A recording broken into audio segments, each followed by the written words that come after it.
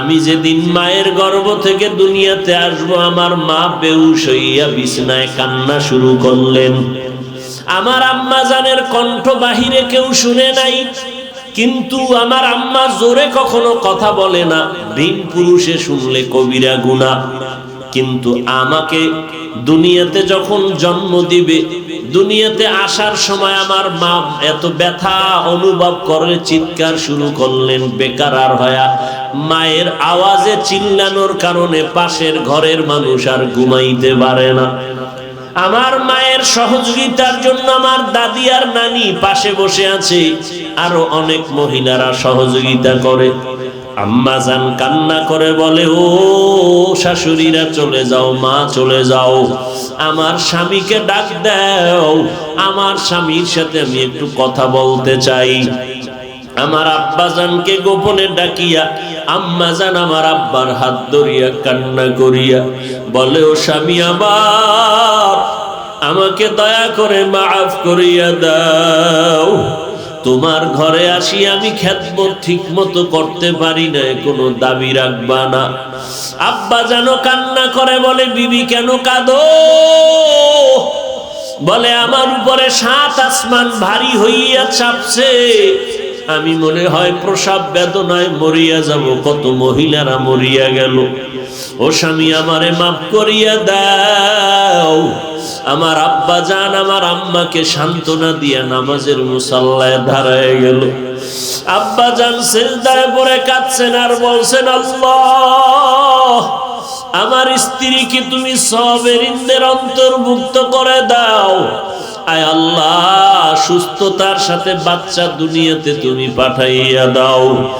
আমি যখন দুনিয়াতে আসছি, আমার দাদি আর নানি ধরছে, মা তো বেহুশ হয়ে গেছে, কোনো কিছুর খবর নাই। আমাকে মা, আমার দাদি, আমার নানি ধোয়াইয়া মুছাইয়া এরপরে মায়ের কোলের মধ্যে দিছে। মা আমার ফুটন্ত চেহারা দেখে হাসি দিছে। এবার আমার দাদি নানি কয়, বাচ্চাকে দুধ দাও। আম্মা জান দুধ দেয়, দুধ নাই, মায়ের বুকটা খালি হয়ে গেল। আব্বা জান দৌড়ায়া ডাক্তারের কাছে গিয়া কয়, ডাক্তার, আমার বাচ্চা দুধ পায় না, তাড়াতাড়ি ঔষধ দাও। আমরা কতটাই দুর্বল, অথচ একটা ছাগলের বাচ্চা দুনিয়াতে আসার পরে সহযোগিতার জন্য ডানে বামে কেউ লাগলো না। 4 পায়ে দাঁড়াইয়া কাউকে দেখায় দিতে হয় না ওর মায়ের দুধের ওলানটা কোথায়। বাচ্চাটা মায়ের ওলানের মধ্যে মুখটা লাগাইলো, মুখ লাগায় দেখে দুধ আসে না, ওলানটা বড় ভারী আর শক্ত। কোন ডাক্তারের কাছেও যাওয়া লাগে না, শক্ত ওলানকে কেমনে নরম করে দুধ মুখে দিব। ওই বাচ্চাটাকে আল্লাহ এমন ভাবে বুদ্ধি দিয়া বানাইছেন, ওই বাচ্চাটা এই কপালের অগ্রভাগ দিয়া মায়ের ওলানে এমন জোরে কয়েকটা আঘাত করেছে, মায়ের ওলানটা দুর্বল নরম হয়ে গেল। বাচ্চাটা মুখ লাগানো মাত্র পেটের মধ্যে দুধ আসিয়া পেট ভরে গেল। একটা বকরির বাচ্চার কাছেও আমরা একটা দুর্বল হয়ে গেলাম। আজকে আমি কত বলিষ্ঠ কণ্ঠে কথা বলি, কত নেতা কত জোরে কথা বলে, অমুকের দেখায় দিব, সেই করব, বহু কিছু করে ফেলবে দেখার জন্য। টাইটান নিয়ে বড় বড় বাহাদুরেরা রওনা হয়, আর ফিরে আসতে পারলো না। ওরে দুনিয়ার মানুষ, ঘুমাইছো তুই, ঘুমের মধ্যে বেহুশ, একটা মশারি টানাইছো, মশা যেন আমারে কোনো কষ্ট দিতে না পারে। মশারির ছোট্ট ছিদ্র দিয়া মশা ঢুকতে পারে না, কিন্তু যখন আমি বাতি নিবাইয়া ঘুমের ভেতরে চলে গেলাম, হঠাৎ দেখি আমার কানের কাছে মশার আওয়াজ, নাকের সামনে মশার আওয়াজ। ও যুবকেরা, ও বৃদ্ধ বাবাজিরা, ও পর্দার আড়ালের আম্মা জানেরা, আমরা কতটা দুর্বল। ওই মশা মশারির ছিদ্র দিয়া ঢুকলো, আমি বাতি জ্বালাইয়া দেখলাম ছোট ছোট ছিদ্র দিয়া মশা ঢুকতে পারলো, অথচ মশারির ছিদ্র থেকে আমার কানের ছিদ্র ছোট না বড়? মশারির ছিদ্র থেকে আমার কানের ছিদ্র, নাকের ছিদ্র অনেক বড়। মশারির ছিদ্র দিয়া মশা ঢুকলো ঠিকই, আমার কানের বড় ছিদ্রর সামনে মশা ঘুরে কিন্তু ভেতরে একবারও ঢুকে না, নাকের সামনে ঘুরে একবারও ঢুকে না। যদি ঢুকিয়া যাইতো আমি অসুস্থ হয়ে মরে যাইতাম। আমার এই মশা বের করতে কত অপারেশনের প্রয়োজন হইতো।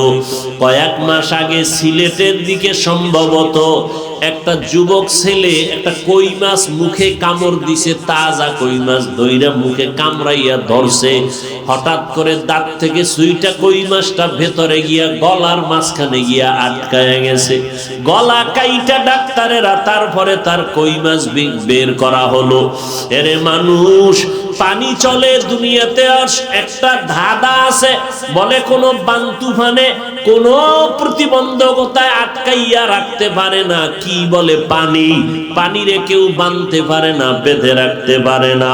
পানি কাটা মনেও চলে, সব জায়গায় প্রবহমান। কিন্তু সেই পানি দেখছো নি রে বাবা? তুমি হঠাৎ করে মুখে দিছো, বুকের মধ্যে গিয়া পানি আটকাইয়া তুমি মরিয়া গেছো। এরকম ঘটনা হয় কি হয় না? যেই পানি কোথাও বাজে না, সেই পানি গিয়া গলায় আটকাইয়া মানুষ মরিয়া যায়। আল্লাহ পাক বলেন, দেখ বান্দা, বয়ান শেষ হইয়া মোনাজাত দিয়া বাড়িতে রওয়ানা। দরজার সামনে গিয়া সালাম দেয় ম্যাডাম, এমন নাক টানে আর ঘুমায়। মোবাইলে কল দিলাম, রিসিভ হয় না, রিং হইতেছে, কোনো রিসিভ করে না। মনে মনে ভাবতেছি না কি সব মরিয়াই গেল।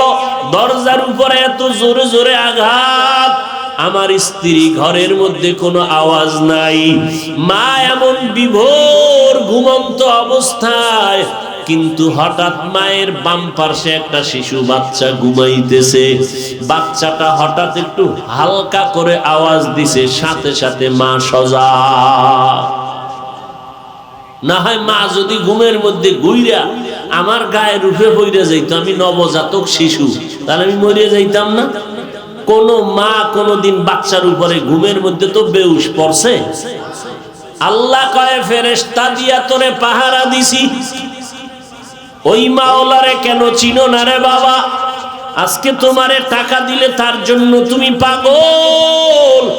তোমারে কেউ একটা মাছ হাদিয়া দিলে তুমি তারে ভুলতে পারো না। তোমারে কিছু টাকা দান করলে তুমি তার প্রশংসায় পঞ্চমুখ হইয়া যাও। আমার মাওলারে কেন চিনো না রে গোলাম? আমার মাওলায় তোমারে কি না দেয় নাই? দুইটা চক্ষু দিছে কত সুন্দর। আমার মতো কত বাচ্চা দুনিয়াতে আছে, দুইটা চোখের কোনো পাওয়ার নাই। ঢাকা সায়েদাবাদ বাস টার্মিনালে অন্ধ ভিক্ষুকেরা ভিক্ষা করে, লাঠি দিয়া টোকায় টোকায় গাড়ির মধ্যে উঠে। উঠিয়া কয়, ও যাত্রী ভাইরা, আপনারা যাত্রা পথে যাবেন, আমারে কিছু দান করে যান, আমি দোয়া করব যেন গাড়ির রাস্তায় যাতায়াতে কষ্ট না হয়। সবাই টাকা দেয়, ও কান্দে আর কয়, তোমার দুটো টাকা দিলে আমার ঘরের মধ্যে কিছু খানার আয়োজন হবে। তোমার টাকায় আমি কিছু খানা নিয়ে ঘরে যাব। ও ভাই, আমারে কিছু টাকা দাও, তোমাদের টাকা নিয়ে আমি সন্ধ্যাবেলা ঘরের মধ্যে চলে যাই। আমার দুইটা বাচ্চা আছে, ছোট ছোট বাচ্চা, অন্ধ ভিক্ষুক বলতেছে, আমি যখন বাসার মধ্যে যাই, আমার বাচ্চা দুইটা দৌড়াইয়া আমার কাছে আসে, আব্বু আব্বু বইলা গলা জড়ায় বলে, আব্বু তাড়াতাড়ি মজা দাও, মজা দাও। আমি তখন পকেট থেকে চকলেট বের করে আমার দুই বাচ্চার হাতে দেই। বাচ্চা দুইটা চকলেট পাইয়া দুই দিক থেকে দুই বাচ্চা আমার গালের মধ্যে চুমু দিয়া কয়, আব্বু তুমি কত ভালো, তোমার মতো ভালো আব্বু আর কেউ নাই। আমি তখন বাচ্চা দুইটারে দুই হাত দিয়া কোলের মধ্যে আটকাইয়া কান্না করি আর বলি, মালিক। এই বাচ্চা দুইটা বলে, আমি নাকি অনেক ভালো, তবে আমারে তুমি এমন অন্ধ বানাইছো, আমি আসমান জমিন দেখতে পারলাম না। তোমার দেওয়া এই বাচ্চা দুইটা আমার আব্বু বলে আজও পর্যন্ত দেখতে পারলাম না। আমার বাচ্চা দুইটা কত সুন্দর। আল্লাহ পাক বলেন, হে মুমিনেরা, তোমরা সাহায্য প্রার্থনা করো সবর ও সালাতের মাধ্যমে, নিশ্চয়ই আল্লাহ পাক রব্বুল আলামিন সাবিরিনদের সাথেই থাকেন। নবীজির হাদিস পড়েছি, আল্লাহ রাসূল বলেন, মাইয়ুরিদিল্লাহু বিহি খাইরান ইউসিব মিন, আল্লাহ যার কল্যাণ চান, খায়ের চান, ভালাই চান, তাকে মুসিবতের দ্বারা পরীক্ষা নিবেন। এ দুনিয়াটা পরীক্ষার হল। এই পরীক্ষার হলে যে কামিয়াব হতে পারবে সে পরকালে কামিয়াব। আয়াতের মধ্যে এবং হাদিসের মধ্যে আলোচনার বিষয় হলো, আল্লাহ শুধু মুমিনকে বলেছেন, ভাই একটু দিও না, মুমিনকে বলেছেন সাহায্যর বিষয়, সাহায্য প্রার্থনা করো। এখন এই সাহায্য প্রার্থনা কার কাছে করব, কিভাবে করব, কেন করব, এই কয়েকটা বিষয় আমাদের বুঝার দরকার। আল্লাহ বলেন সাহায্য প্রার্থনা করো, কথাটা কোনো বেঈমানকে বলেন নাই, শুধু মুমিনকে বলেছেন। কাদেরকে বলেছেন? তোমার এনে রিভাব নাই, হালকা রিভাব দেওয়া যায় না? সাহায্য কেন প্রয়োজন? দুনিয়াতে যত মানুষ আমরা দেখি, একজন মানুষও স্বয়ং সম্পূর্ণ নয়, সেই মুমিন হোক বেদিন হোক। কিন্তু আল্লাহ পাক শুধু মুমিনকে সাহায্য চাইতে বললেন কেন, বিধর্মীকে বলেন নাই কেন? এর একমাত্র কারণ, জান্নাত শুধু মুমিন পাবে, আর কেউ পাবে না। জান্নাত কারা পাবে? শুধু মুমিন। কোন বেঈমান জান্নাত পাবে? যদিও রাসূল বলেন জান্নাতে সবার নামে একটা বাড়ি বরাদ্দ করা আছে। নমরুদের নামে বাড়ি, ফেরাউনের নামে বাড়ি, কারুনের নামে বাড়ি আছে, সাদ্দাদের নামে বাড়ি, সব মানুষের নামে জান্নাতে একটা বাড়ি বরাদ্দ করা আছে। কিন্তু এটাও সত্য, মুমিন ছাড়া কেউ জান্নাত পাবে? প্রশ্ন হতে পারে, তাহলে ওদের বানানো জান্নাত কি হবে? যারা জান্নাত পাবে না কিন্তু তাদের বরাদ্দ লেখা আছে, নমরুদের নামে জান্নাতে বাড়ি, জীবনেও পাবে না। কারণ তার কি নাই? ঈমান নাই। কেমন বেঈমান? বেঈমানের তো একটা কোয়ালিটি থাকা দরকার। নমরুদ এমন বেঈমান, বাঁশ দিয়া সিঁড়ি বানাইছে, উপরে গিয়া আল্লাহকে গুলি করে মেরে ফেলবে। আল্লাহকে গুলি করে মেরে ফেলবে। সেই নমরুদকে আল্লাহ ধ্বংস করলেন একটা অসুস্থ মশা আর জুতা দিয়া। কথা ঠিক না? তাহলে নমরুদের নামেও জান্নাতে বাড়ি আছে। তাহলে এই জান্নাত তো বেদিনরা পাবে না।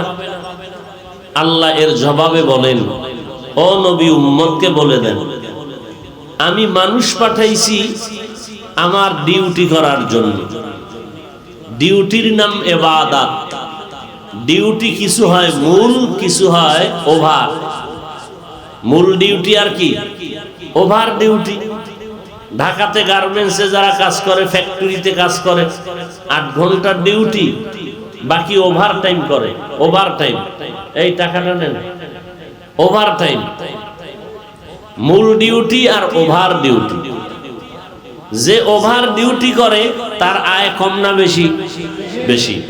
আল্লাহ পাক বলেন নবীর মাধ্যমে, মূল ডিউটির পরে যারা ওভার ডিউটি করবে, যেমন দৈনন্দিন 5 বেলার নামাজ পড়া মূল ডিউটি, ইশরাক, আওয়াবিন, চাষ, তাহাজ্জুদের নামাজ পড়া হলো ওভার ডিউটি।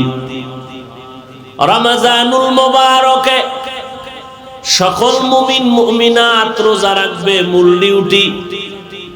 যারা সপ্তাহের বৃহস্পতিবার এবং সোমবার দিন রোজা রাখবে, মুহররমের রোজা, আরাফার রোজা রাখবে, নফল, এগুলো ওভার ডিউটি। ধনী মানুষের জন্য বছরে একবার যাকাত দেওয়া মূল ডিউটি। মাঝে মাঝে মাদ্রাসা, মসজিদ, বিভিন্ন এতিম অসহায় গরিব রাস্তা কালভার্ট করার ক্ষেত্রে সহযোগিতা করা ওভার ডিউটি। জীবনে ধনী নেশাব সামর্থ্যবানের জন্য বাইতুল্লাহ হজ করা মূল ডিউটি। মাঝে মাঝে বান্দা উমরা করবে, হজ করবে, এটা ওভার ডিউটি। আল্লাহ বলেন নবী উম্মতের জানায় দেন, যারা মূল ডিউটি করবে তারা মূল জান্নাত যা লেখা তা তো পেয়েই যাবে। তবে মূল ডিউটির পরে যারা ওভার ডিউটি করবে, আমি আল্লাহ ওই বেঈমানের বানানো জান্নাত ওভার ডিউটি করনেওয়ালা মুমিনদের বোনাস দিয়া দিব। আতিনা ফি দারে দুনিয়া না হাসান, আতিনা ফি দারে উকবা না হাসান, ইয়া গিয়াসাল মুস্তাগীসিন ইহদিনা লাফতিখারা বিল উলুমে ওয়াল গিনা। হর গরিবে নেক তু তৈয়ার হ্যায়, जो न मांगे उससे तू बेजार है।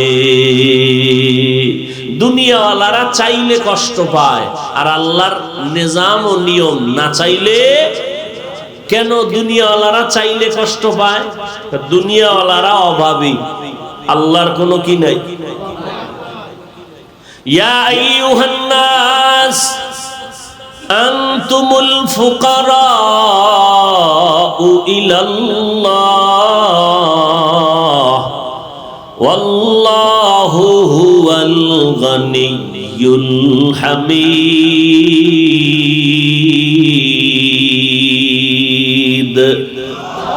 गर तवक्कुल मी कुनी हर सुबह शाम, मेरा सनद रिज़्क़ तू अज़ला मकाम, जुज़्बा हक़ ची ज़े मखाअज़ इंसुजा, फज़ले उ आमस्ते दर जुमला जहा। আল্লাহ বলেন, ও মানুষ, আমি হলাম সব থেকে প্রশংসিত ধনী, তোমরা সবাই ফকির, একমাত্র ধনীকে আল্লাহ ছাড়া। আর কেমন ধনী আল্লাহ? প্রশংসিত ধনী। অনেক ধনী দুনিয়াতে যারা ধনীরা, অনেক সময় তাদের মেজাজ ভালো না, দিব দিব বলে দেয় না, আবার যাও দেয় তার জাল মিটায় দেয় কথা দিয়া। আল্লাহ হলেন প্রশংসিত ধনী, যে ধনী হওয়াতে কোনো ভেজাল। আল্লাহ বলেন, আমি মুমিনকে বললাম সাহায্য কামনা করো। কেন আমরা সাহায্য কামনা করব? বেঈমানকে বলেন নাই, মুমিনকে কেন বললেন? তার জবাব হলো জান্নাত মুমিন পাবে, বেঈমান পাবে না। প্রশ্ন হয়েছিল, বেঈমানের নামে জান্নাত আছে কিন্তু ওরা পাবে না, ওদের জান্নাত কি হবে? যারা মূল ইবাদত করার পরে নফল ইবাদত বেশি করবে, তাদেরকে বেঈমানের বানানো জান্নাত বোনাস দেওয়া হবে। এবার আসেন, সাহায্য চাইতে বললেন মুমিনকে। কেন আমরা আল্লাহর সাহায্য চাইব? কেন সাহায্য চাওয়ার কারণটা কি? সাহায্য সহযোগিতা ওই ব্যক্তি চাইবে যেই ব্যক্তি অসম্পূর্ণ। যার অসম্পূর্ণতা আছে সে তো আর একজনের থেকে পরিপূর্ণতার সহযোগিতা নিবে। আল্লাহ পাক আমাদের কেন বললেন তোমরা সাহায্য প্রার্থনা করো? এর কারণ হলো, এই জমিনে যত মানুষ আল্লাহ বানাইছেন, সমস্ত মানুষকে আল্লাহ দুর্বল করে বানাইছেন। একজন মানুষও জমিনের মধ্যে স্বয়ং সম্পূর্ণ নাই, সব মানুষগুলো দুর্বল। আল্লাহ কোরআনে বলেন, ওয়া খুলিকাল ইনসানু যায়ীফা, আমি মানুষকে দুর্বল করে বানাইছি। মানুষ এতটাই দুর্বল, আমি এইভাবে বলি, মানুষের মতো দুর্বল আর কোনো প্রাণী নাই। একটা পিপিলিকার কাছেও আমরা মানুষ বড় দুর্বল। আমাদের মানুষের বানানো হাতের দ্বারা তৈরি 2 টাকা দামের একটা প্লেটের কাছেও আমরা দুর্বল।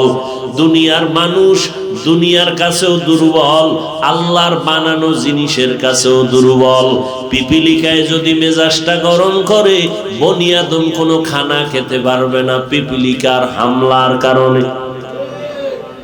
আমরা মশার কাছেও কি দুর্বল? এই মশাকে তাড়াবার জন্য ফ্যাক্টরির আমদানি, ওই কয়েল ফ্যাক্টরি না, মশারির ফ্যাক্টরি, হাজার হাজার হাজার কর্মচারী কাজ করে এক মশা তাড়ানোর জন্য। বুঝেন না কথা? মশার শত্রু হইল বাতাস। কি? বাতাস। সুলাইমান নবীর কাছে গিয়ে নালিশ দিতেছে, নবী বাতাসের জ্বালায় আমরা টিকতে পারি না, এর বিচার করতে হবে, এরা আমাদেরকে খুব ডিস্টার্ব করে। সুলাইমান নবী বলেন, বিবাদী আর বাদী দুজন এক জায়গায় তো হাজির হতে হবে, তাহলে বাতাসকে হাজির করতে হবে না? যার বিরুদ্ধে তুমি অভিযোগ দিলা, এই বাতাস আসো, বাতাস আসতেছে 100 মাইল বেগে, কাছাকাছি যখন শো শো আওয়াজ, মশায় কয় কিও? বাতাস। বিচার লাগবো না, গেলাম। এই মশাকে তাড়ানোর জন্য কয়েলের আমদানি, মশারির আমদানি, স্প্রের আমদানি, কোনো কায়দাই মশা তাড়ানো যাচ্ছে না। কি? পার্লামেন্টে ঢুকলে অনুমতি লাগে, এমপি সাহেবের কার্ড লাগবে, মশার কার্ড লাগেনি। হ্যাঁ, কালা পোশাক কালারা যদি গায়ে অনুমতি ছাড়া ঢুকলি কেন? কয় 3 মিনিট পরে টের পাবি ঢুকছি কেন। তাহলে আমরা একটা মশার কাছে দুর্বল। কেমন দুর্বল চিন্তা করেন। খানার বেলায় আমরা দুর্বল। ওই বড় বড় সমুদ্র, প্রশান্ত মহাসাগর, আটলান্টিক মহাসাগর, বঙ্গোপসাগর, বড় বড় সমুদ্রের মধ্যে বড় বড় নীল তিমি আছে। নীল তিমি এক একটা নীল তিমির খাদ্য হলো দৈনিক 1000 কেজি চিংড়ি মাছ। কে খাওয়ায়? কে খাওয়ায়? ওয়াতারযুকু মান তাশাউ বিগাইরি হিসাব।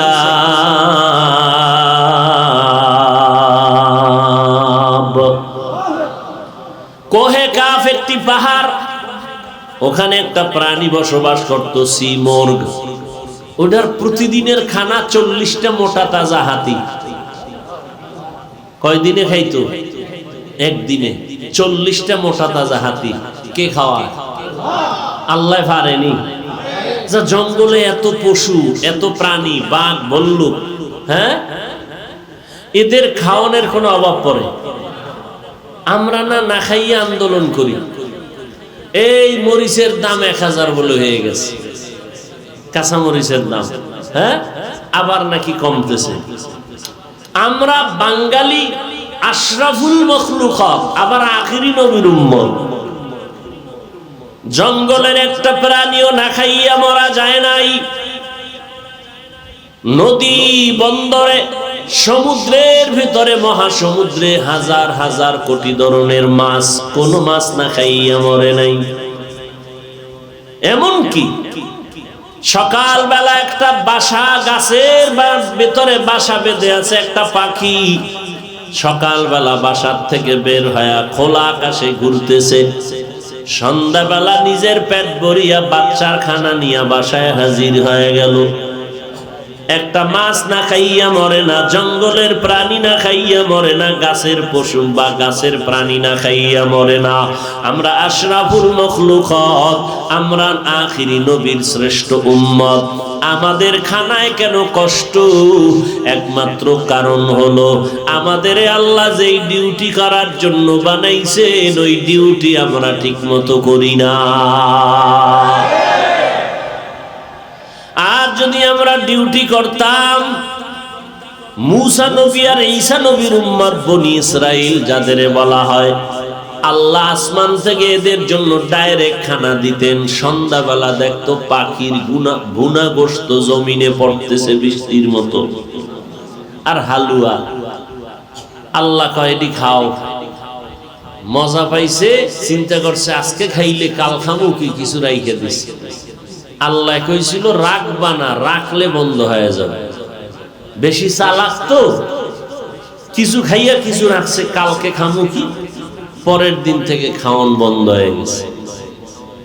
নবীজি কয় চালাকিটা যদি মুসা নবী আর ঈসা নবীর উম্মতেরা না করত, তাহলে আমার উম্মত তো আরো শ্রেষ্ঠ।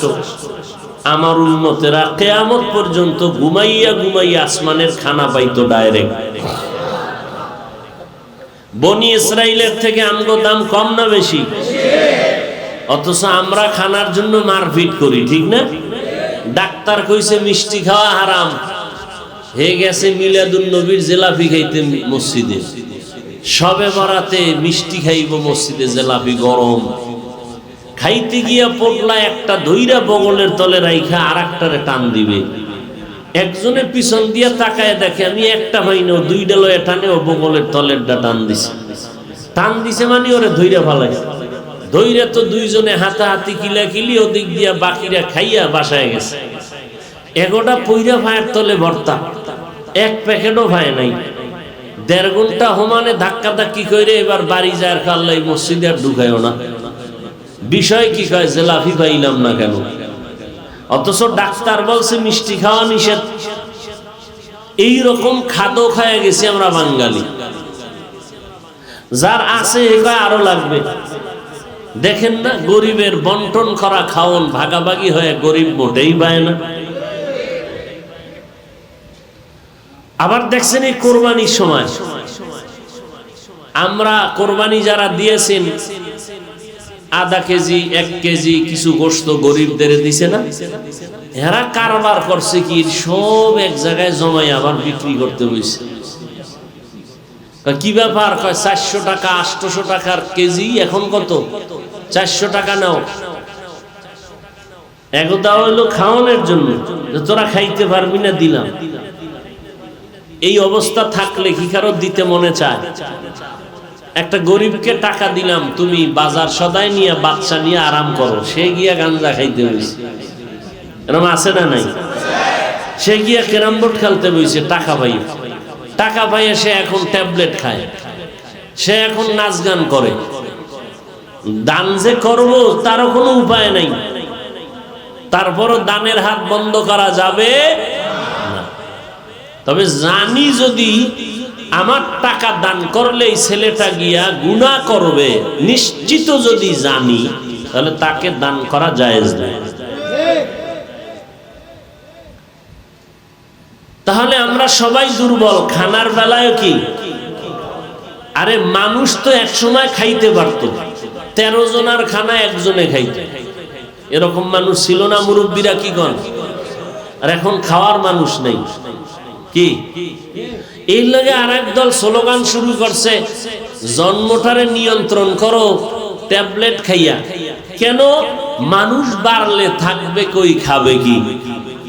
আল্লাহ কয় থাকার জিম্মাদারিও আমার হাতে, মানুষের রিজিকের জিম্মাদারিও আমার হাতে। যখন মানুষ ছিল কম, 1 কাঠা জায়গায় ধান হইতো কি পরিমাণ? 50 বছর আগে মুরব্বীরা জবাব দিয়েন। সেই 1 কাঠা পরিমাণে এখন মানুষ বেশি, ধানও কি দেখছেন? আগে আমরা পেয়ারা খাইতাম, 6টা খাইলেও জিব্বায় লাগতো না, আর এখন কেজি পেয়ারা বাইরিছে। একটা পেয়ারা একজনে খেতে পারে না, কথা ঠিক না? বেদানা, আপেল, বড়ই দেখছেন নি কত বড় বড় বড়ই? 7 আসমানের উপর একটা বড়ই গাছ আছে, ওটার বড়ই হলো তেলের ড্রামের মতো বড় বড় এক একটা বড়ই, যাকে বলে সিদরাতুল মুনতাহা।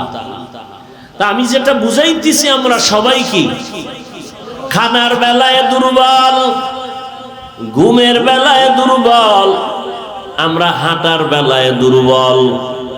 কিছুক্ষণ হাঁটি আবার দুর্বল হয়ে যাই। দুনিয়াতে এমন একটা মানুষ নাই যেই মানুষটার মধ্যে দুর্বলতা নাই।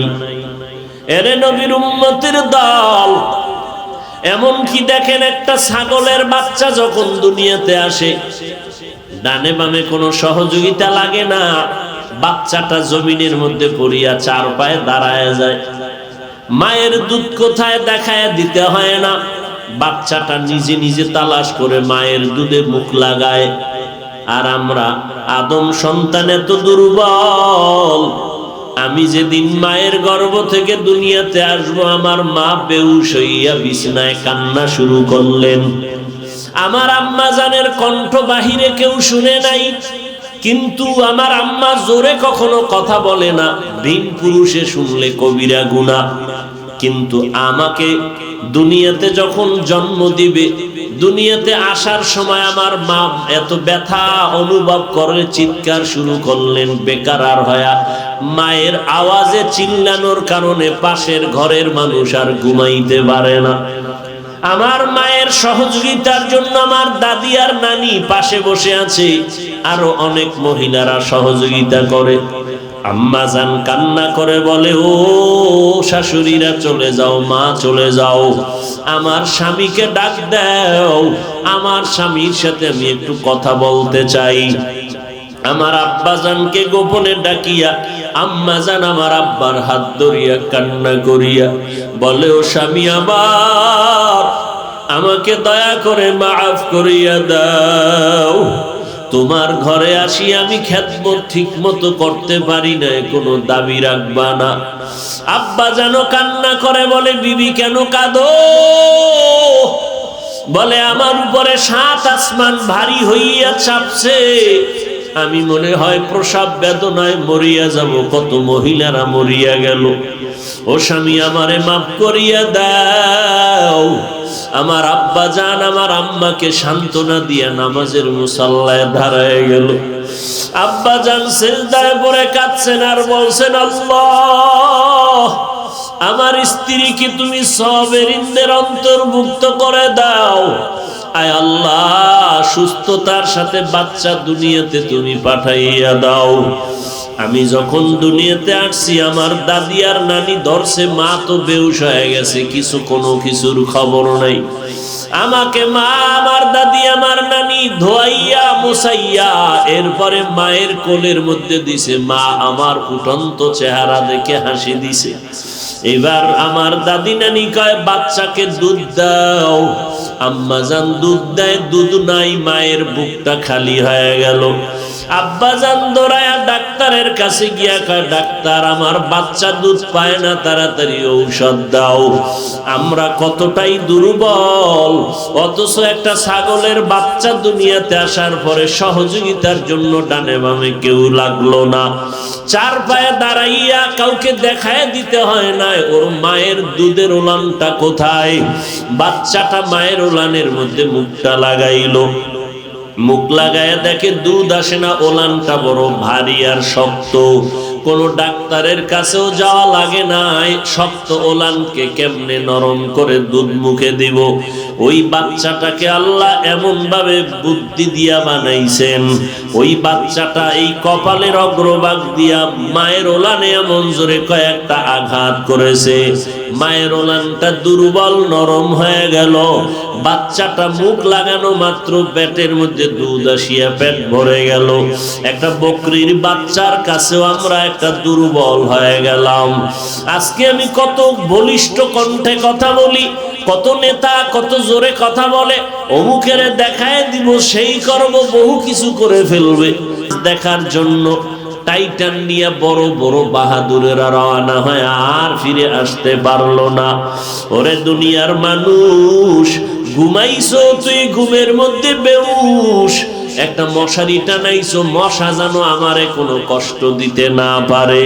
মশারির ছোট্ট ছিদ্র দিয়া মশা ঢুকতে পারে না, কিন্তু যখন আমি বাতি নিভাইয়া ঘুমের ভেতরে চলে গেলাম, হঠাৎ দেখি আমার কানের কাছে মশার আওয়াজ, নাকের সামনে মশার আওয়াজ। ও যুবকেরা, ও বৃদ্ধ বাবাজিরা, ও পর্দার আড়ালের আম্মা জানেরা, আমরা কতটা দুর্বল। ওই মশা মশারির ছিদ্র দিয়া ঢুকলো, আমি বাতি জ্বালাইয়া দেখলাম ছোট ছোট ছিদ্র দিয়া মশা ঢুকতে পারলো, অথচ মশারির ছিদ্র থেকে আমার কানের ছিদ্র ছোট না বড়? মশারির ছিদ্র থেকে আমার কানের ছিদ্র, নাকের ছিদ্র অনেক বড়। মশারির ছিদ্র দিয়া মশা ঢুকলো ঠিকই, আমার কানের বড় ছিদ্রর সামনে মশা ঘুরে কিন্তু ভেতরে একবারও ঢুকে না, নাকের সামনে ঘুরে একবারও ঢুকে না। যদি ঢুকিয়া যাইতো আমি অসুস্থ হয়ে মরে যাইতাম। আমার এই মশা বের করতে কত অপারেশনের প্রয়োজন হইতো। কয়েক মাস আগে সিলেটের দিকে সম্ভবত একটা যুবক ছেলে একটা কই মাছ মুখে কামড় দিছে, তাজা কই মাছ ধইরা মুখে কামড়াইয়া ধরছে।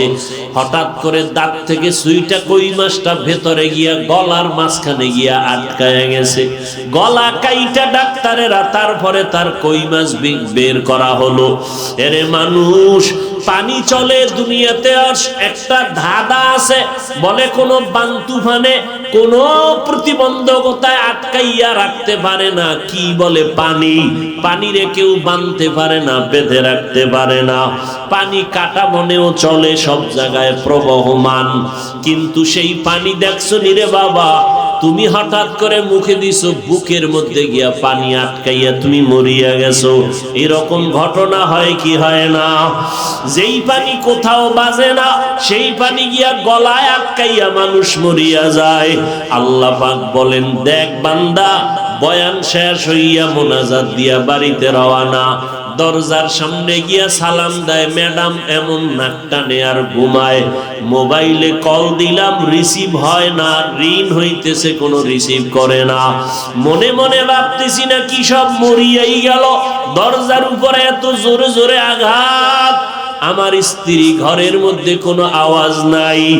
মা এমন বিভোর ঘুমন্ত অবস্থায়, কিন্তু হঠাৎ মায়ের বাম পাশে একটা শিশু বাচ্চা ঘুমাইতেছে। বাচ্চাটা হঠাৎ একটু হালকা করে আওয়াজ দিছে, সাথে সাথে মা সজা। না হয় মা যদি ঘুমের মধ্যে ঘুইরা আমার গায়ে রূপে বইরা যাইতো, আমি নবজাতক শিশু, তাহলে আমি মরিয়া যাইতাম না? কোন মা কোনদিন বাচ্চার উপরে ঘুমের মধ্যে তো বেউস পড়ছে? আল্লাহ কয়, ফেরেশতা দিয়া তোরে পাহারা দিছি। ওই মাওলারে কেন চিনো না রে বাবা? আজকে তোমারে টাকা দিলে তার জন্য তুমি পাগল। তোমারে কেউ একটা মাছ হাদিয়া দিলে তুমি তারে ভুলতে পারো না। তোমারে কিছু টাকা দান করলে তুমি তার প্রশংসায় পঞ্চমুখ হইয়া যাও। আমার মাওলারে কেন চিনো না রে গোলাপ? আমার মাওলায় তোমারে কি না দেয় নাই? দুইটা চক্ষু দিছে কত সুন্দর। আমার মতো কত বাচ্চা দুনিয়াতে আছে, দুইটা চোখের কোনো পাওয়ার নাই। ঢাকা সায়েদাবাদ বাস টার্মিনালে অন্ধ ভিক্ষুকেরা ভিক্ষা করে, লাঠি দিয়া টোকায় টোকায় গাড়ির মধ্যে উঠিয়া কয়, ও যাত্রী ভাইরা, আপনারা যাত্রা পথে যাবেন, আমারে কিছু দান করে যান, আমি দোয়া করব যেন গাড়ির রাস্তায় যাতায়াতে কষ্ট না হয়। সবাই টাকা দেয়, ও কান্দে আর কয়, তোমার 2 টাকা দিলে আমার ঘরের মধ্যে কিছু খানার আয়োজন হবে। তোমার টাকায় আমি কিছু খানা নিয়ে ঘরে যাব। ও ভাই, আমারে কিছু টাকা দাও, তোমাদের টাকা নিয়ে আমি সন্ধ্যাবেলা ঘরের মধ্যে চলে যাই। আমার 2টা বাচ্চা আছে, ছোট ছোট বাচ্চা, অন্ধ ভিক্ষুক বলতেছে, আমি যখন বাসার মধ্যে যাই, আমার বাচ্চা 2টা দৌড়াইয়া আমার কাছে আসে, আব্বু আব্বু বইলা গলা জড়ায় বলে, আব্বু তাড়াতাড়ি মজা দাও, মজা দাও। আমি তখন পকেট থেকে চকলেট বের করে আমার 2 বাচ্চার হাতে দেই। বাচ্চা 2টা চকলেট পাইয়া 2 দিক থেকে 2 বাচ্চা আমার গালের মধ্যে চুমু দিয়া কয়, আব্বু তুমি কত ভালো, তোমার মতো ভালো আব্বু আর কেউ নাই। আমি তখন বাচ্চা 2টারে 2 হাত দিয়া কোলের মধ্যে আটকাইয়া কান্না করি আর বলি, মালিক। এই বাচ্চা 2টা বলে, আমি নাকি অনেক ভালো, তবে আমারে তুমি এমন অন্ধ বানাইছো, আমি আসমান জমিন দেখতে পারলাম না। তোমার দেওয়া এই বাচ্চা 2টা আমার আব্বু বলে আজও পর্যন্ত দেখতে পারলাম না। আমার বাচ্চা 2টা কত সুন্দর। এ যুবকেরা, সারা রাত মোবাইল চালাইয়া চোখের গুনাহ করো, জবানের গুনাহ করো, হাতের গুনাহ করো, অন্তরের কল্পনার গুনাহ করো। ও যুবক, সমস্ত স্বাস্থ্য বিজ্ঞানীরা একমত, রাতের ঘুম হলো সমস্ত মানুষের জন্য শরীরের মহা ঔষধ। আজকে তুই রাতের ঘুমটা নষ্ট করিয়া কবিরা গুনাহ করে করে জীবন কাটাইলি। ও আল্লাহর বান্দারা, কয়দিন আর এইভাবে জীবনটা কাটাবি? আজরাইলের হাত থেকে তো বাঁচার কোনো উপায় নাই। মহামারী করোনায় কত যুবক চলিয়া গেল, এই চোখের সামনে কত যুবকের লাশ কবরে রাখলাম, জানাজা পড়াইলাম, এমন একটা দিন নাই যুবকের লাশের খবর নাই। পানির মধ্যে যুবকের লাশ, গাছের নিচে যুবকের লাশ, গাড়ির ভেতর অ্যাক্সিডেন্ট হয়ে যুবকের লাশ। আবার একটা যুবক ঘুমাইছে, এই যে কয়েক মাস আগে কি জানি একটা তুফান হইল, চিত্রাং নামের তুফান হয়ে গেল। বিদেশে 8 বছর চাকরি করিয়া টাকা পয়সা পাইয়া সব টাকা জমাইয়া আসছে বাংলাদেশে, একটা সুন্দর বিল্ডিং করছে, 2 তলা বিল্ডিং। এত সুন্দর সিস্টেম করিয়া আগামী শুক্রবার বিল্ডিং এ উঠবে, হুজুরদের দাওয়াত দিছে, দোয়া করাবে। কিন্তু তার 2-3 দিন আগে চিত্রাং নামের তুফান, যুবক বিবাহ করা একটা বউ ঘরে একটা ছোট বাচ্চা, শুক্রবার বিল্ডিং এ ঢুকবে, ডুপ্লেক্স সুন্দর করে বিল্ডিং করলো। বাড়ির পাশে আর একটা টিনের ঘরে রাতের বেলা একটা চৌকির উপর স্ত্রী আর ওই যুবক আর বাচ্চা নিয়ে 3 জনে ঘুমাইছে। চিত্রাং তুফান শুরু হয়ে গেল, বড় একটা গাছ আইসা টিনের ঘরের মাঝখানে পড়লো। লোকেরা আইসা দৌড়াইয়া গিয়া তাকায় দেখে 3 জনার বুকের মাঝে গাছের চাপা লাগছে, জাগায় 3 জন মরিয়া গেল। সাংবাদিকরা চোখের পানি ছাড়িয়া কাঁদে, এটাই কি মাওলার কুদরত? বাচ্চাটাও মারা গেল, স্ত্রীও মারা গেল, বাবাও মারা গেল, আর বিল্ডিং এ উঠতে পারলো না। এরে যুবকেরা, আমিও তোমার মতো যুবক সন্তান, আজকে যদি হিন্দুদের পায়ে ধরে ধরে বয়ান করতাম, ওরা মনে হয় কালেমাওয়ালা নবীর আশেক হয়ে যাইতো। আজকে যদি পাও ধইরা কান্না কইরা যদি খ্রিস্টানের বয়ান করতাম, ওরা মুসলমান হয়ে যাইতো। অথচ তুমি নবীর উম্মত, আমিও মুসলমান, তুমিও মুসলমান, তোমার আল্লাহ আমার আল্লাহ এক, তোমার নবী আমার নবী এক, তোমার ধর্ম আমার ধর্ম এক, তোমার কোরআন আমার কোরআন এক, তোমার কাবা আমার কাবা এক।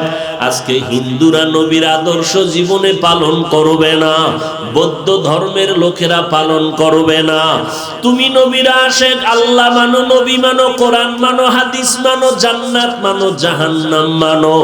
এত কিছুর পরেও তোমার পিছনে কত আলেম ওলামারা তোমাকে বারবার বুঝায়, তাবলিগওয়ালারা পায়ে ধইরা বুঝায়, পীর সাহেবরা বয়ান করে কান্না করে বুঝায়, জুমার দিন খতিব সাহেবরা বুঝায়, বক্তারা বুঝায়।